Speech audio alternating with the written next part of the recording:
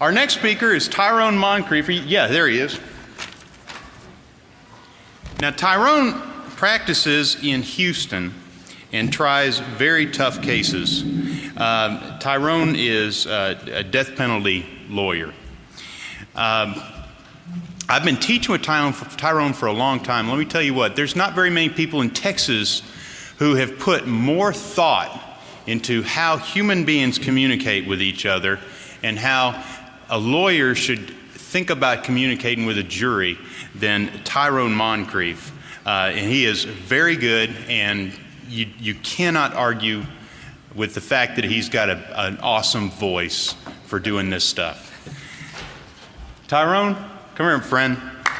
Very, very good lawyer.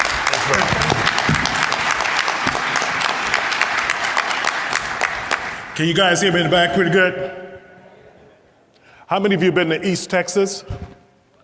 Then you know him then, right? Mr. Smith, he's fabulously rich. Mr. Smith is so rich, folks, he has an Olympic-sized swimming pool on the inside of his home.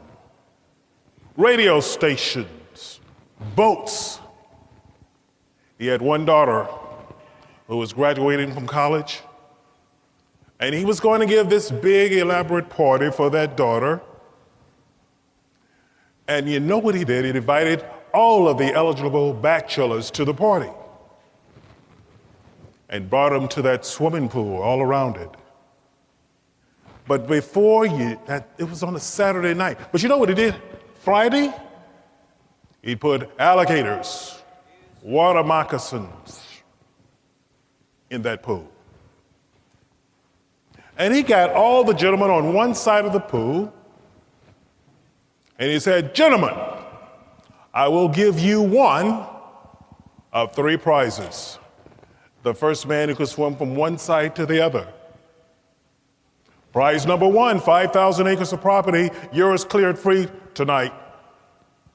Prize number two, $10 million cash. I have the type of lawyers who will make it tax-free.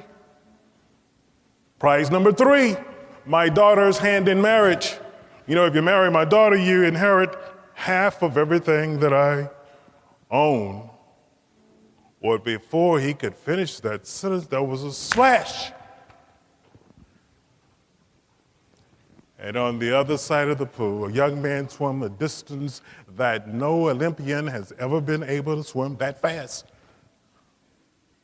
Everybody was amazed, just sort of amazed like you are right now. And the father ran to the other, and all the other gentlemen ran to the other side. And he said, "Son, it's amazing that you can swim that fast. Well, what prize do you want? The 5,000 acres of property?" "Well, no, sir, I don't." "Want the 5,000 acres?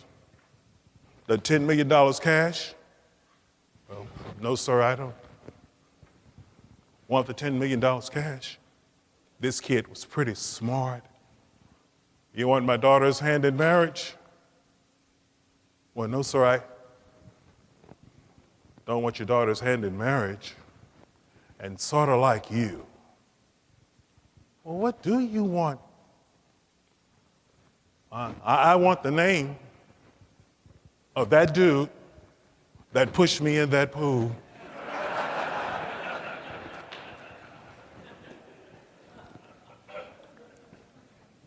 Motivation, I was never real smart, folks. Wasn't the best student in law school, but I was highly motivated.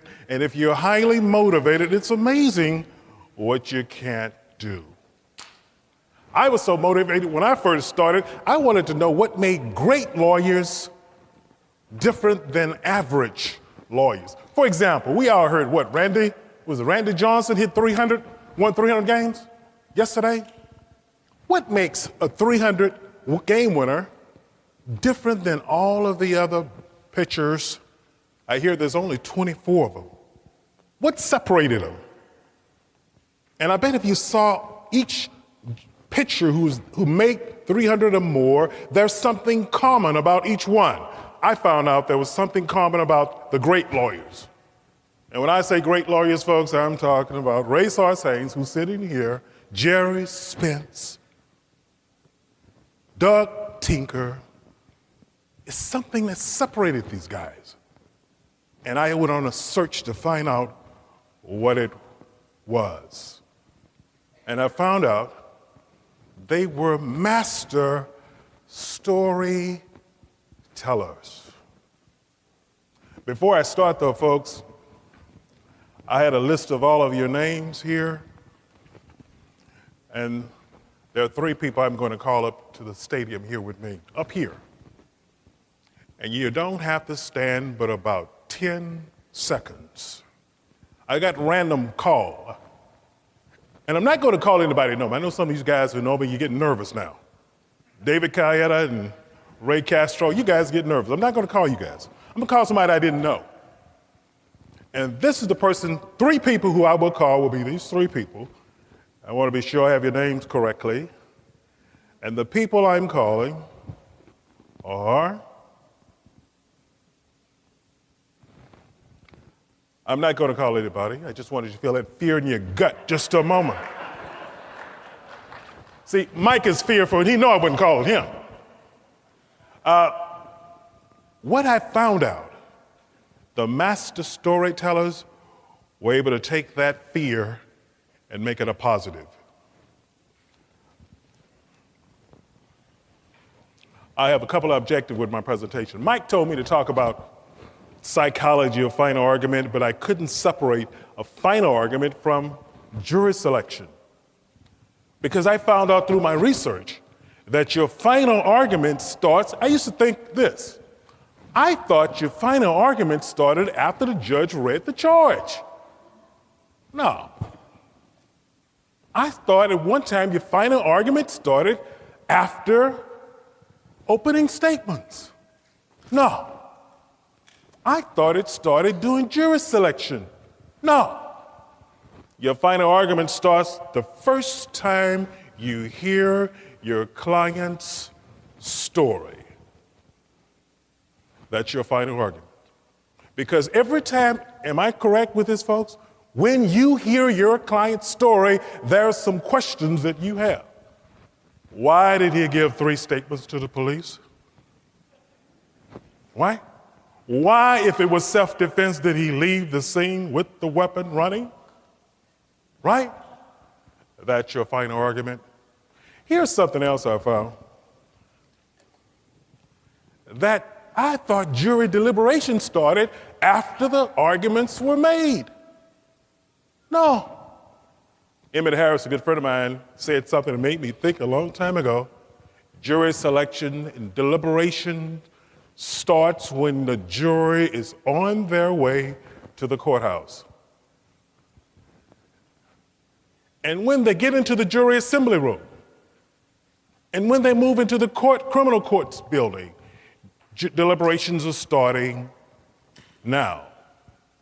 And when they sit into the room and they see you sitting with a human being, jury selection, jury deliberation is starting now.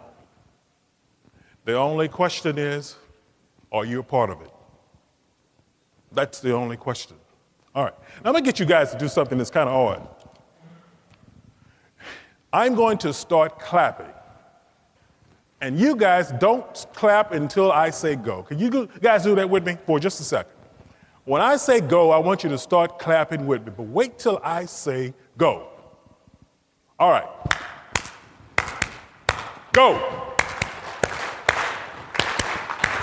All right, thank you.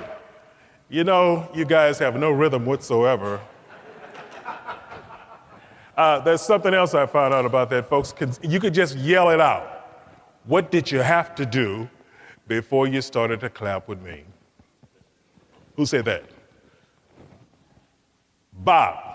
Listen, I found a trial lawyer, he's a great trial lawyer, said, the most important thing about a trial lawyer's skill is the ability to listen. Now, let me say something else. I was listening to Mr. Lanier talk about the different generations. Well, when we pick a jury, right, we have a mixture of every generation. How is it possible